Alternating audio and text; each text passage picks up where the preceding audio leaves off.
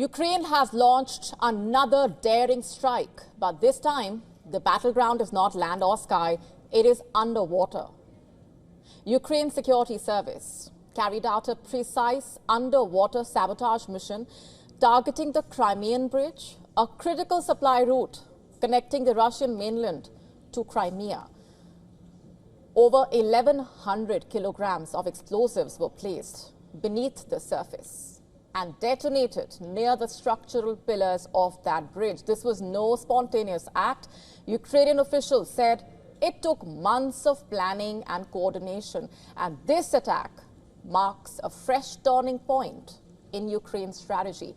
In fact, previous attacks on the bridge in 2022 and 2023 focused on visible infrastructure, but this time Ukraine went beneath the surface, literally. It's a calculated shift from direct attacks to underwater guerrilla-style attacks, hitting Russia perhaps where it hurts the most, its military logistics. But this bridge is not just about steel and concrete. It's a symbol, a major one. In fact, the Russian president inaugurated the crucial bridge in the year 2018. For the Kremlin, this bridge represents territorial conquest and political dominance. For Ukraine and its president, Volodymyr Zelensky, striking the bridge is a direct challenge to Vladimir Putin. The Crimean Peninsula, strategically placed in the Black Sea, has long been a point of contention. Back in 2014, as Ukraine reeled from a pro-democracy uprising that ousted the pro-Kremlin president, Russian forces moved swiftly and seized Crimea. And since then, Moscow has used Crimea as a launch pad for operations, particularly since the war broke out in 2022. Sevastopol, the peninsula's major port city, in fact, serves as the main hub for Russia's coveted Black Sea fleet. Control over this part means control over much of the Black Sea and the Sea of Azov. Reiterating why Ukraine's repeated attacks on the Crimean bridge are more than tactical, they are symbolic.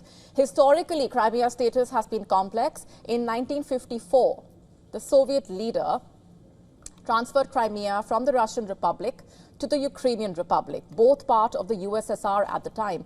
After the Soviet collapse in 1991, Crimea became part of an independent Ukraine. But Russia never fully let go. Its naval presence in Sevastopol remained. And Crimea continued to house the Russian fleet until Moscow's full annexation. Even during the peace talks held in Turkey on Monday, the peninsula and other areas controlled by Russia became a main point of contention. Ukraine said it would not accept Russian terms that include surrendering large parts of territory or military limitations. This recent operation follows a wave of Ukrainian offensives. Just this Sunday, Ukrainian forces targeted Russian strategic bomber fleets, aircraft capable of delivering nuclear weapons.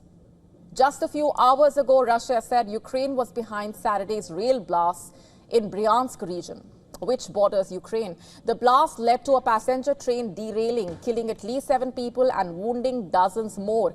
Through these attacks, Kyiv appears determined to undermine Russian strength. But what does this mean for the future, for the war? You see, Moscow is yet to issue a formal response to the latest bridge attack, but history suggests retaliation is coming, and likely not in measured doses. The question now is, what exactly will be the scope of that response?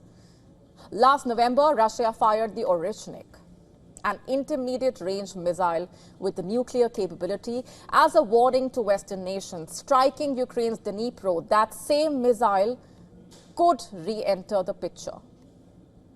Moscow and Minsk have now reportedly agreed to deploy these nuclear-capable missiles on Belarusian soil by the end of this year itself. So will Russia fast-track that deployment timeline as part of its broader response is the question, because Putin is likely to view such attacks as not just military strikes, but personal ones. He has responded against Ukraine with devastating force in the past.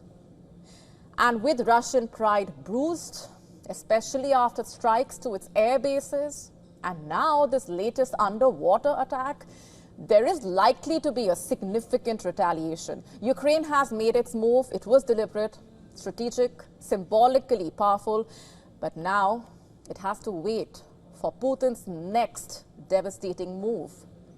How far is Putin and Russia willing to go? We will have to wait and watch for that answer.